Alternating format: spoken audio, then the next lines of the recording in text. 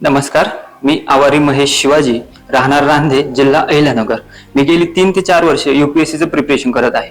या दरम्यान मी यूपीएससीचे 3 अटेम्प्ट दिलेत व गेल्या 6 महिन्यापूर्वी मला शिवशाहू फुले आंबेडकर यांच्या विचाराने प्रेरित झालेल्या साहू फाउंडेशन बद्दल माहिती मिळाली. नमस्कार, मी वारणा राहुल काकडे. मी सातारा जिल्ह्यातील फलटण तालुक्यामधून आले आणि यूपीएससी सुपर 40 बॅच विषयी मला सोशल मीडियाद्वारे समजलं.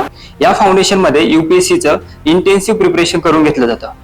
तर या यूपीएससी प्रिपरेशन मध्ये सर्वात खडतर मानल्या जाणाऱ्या प्रिलिम स्टेजचा आम्ही इंटेन्सिव्ह लेवलला 4 महिने प्रिपरेशन केलं.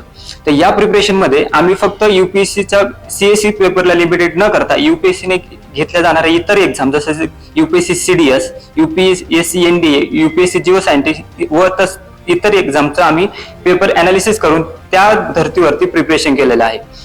तर प्रथमतः इथं आल्यानंतर मला एक गोष्ट लक्षात आली की यूपीएससी प्रिपरेशन म्हणजे फक्त लायब्ररीमध्ये बसून स्टडी करण्याव्यतिरिक्तही खूप काही आहे.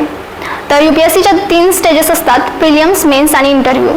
जनरली लोक मेन्स क्लिअर झाल्यानंतर मग यूपीएससीच्या इंटरव्ह्यूची प्रिपरेशन सुरू करतात, पण इथं आल्यानंतर अगदी पहिल्याच दिवसापासून आमच्या इंटरव्ह्यूची प्रिपरेशन सुरू झाली होती. यूपीएससी प्रिलिम्सचा जो दुसरा पेपर आहे CSAT, civil services aptitude test, ज्याची काठिण्य पातळी गेल्या 3 ते 4 वर्षांमध्ये अधिकच वाढलेली आपल्याला दिसते.